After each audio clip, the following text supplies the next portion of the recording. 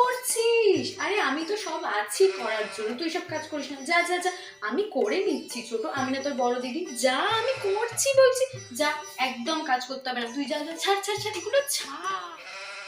এ কি মা, আপনি কেন কাজ করছেন? আরে আমি আছি, ছাড়ুন ছাড়ুন ছাড়ুন, যান যান, আমি আপনাদের পিছনে করছি, দাঁড়ান দাঁড়ান দাঁড়ান। শুনুন শুনুন শুনুন, আমি করে দিচ্ছি মা, যান, আমি করে দিচ্ছি, যান যান যান, আমি করে দিচ্ছি। ভালোভাবে আমি পিছনে দিচ্ছি, যান আপনি যান। হ্যাঁ, গিয়ে শুয়ে পড়ুন, আর ওষুধটা খেয়ে নেবেন কিন্তু, আমি গিয়ে আপনার ওষুধ বার করে দিচ্ছি, দাঁড়ান দাঁড়ান। লা লা লা লা লা। এই বাড়িতে না এত কাজ যে আমি একটু সেলফ কেয়ার করার সময়ই পাই না। এত মডার্ন আমি, এই বাড়িতে সবাই আমাকে কাজের লোকের মতো ট্রিট করছে।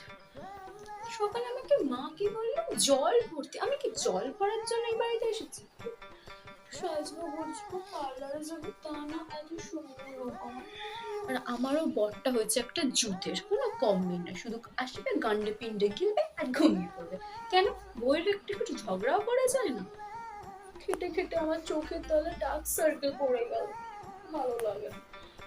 দদ্দিটাকে দিয়ে খাটিয়ে নেওয়া যায় ঠিকই, বাট শাশুড়িটা তো খুবই দজ্জা, কোনো কাজই করতে দেয় না বদ্দিটাকে।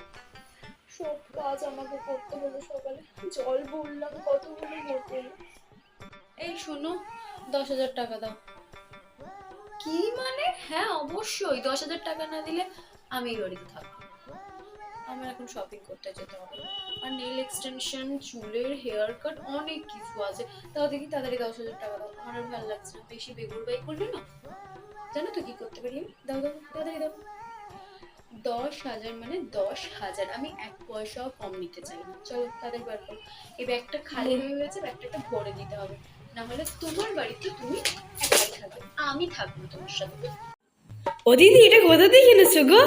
এই শাড়িটা, এটা আমার বর তোমাকে লন্ডন থেকে কিনে দিয়েছে। ওদেরকে এটাতে আমি বলে রাখতে মাত্র 200 টাকা নিয়েছে।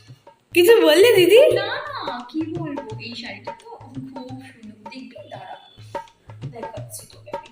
তাই না, কত সুন্দর না হ্যাঁ। শাড়িটা? এটা কোথা থেকে এনেছো গো?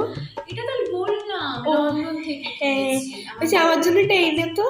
কি করে আনবো বল, এটা তো লন্ডন থেকে আনা, আর সব সময় তো তোর দাদা আসে না, কি করে আনি বল?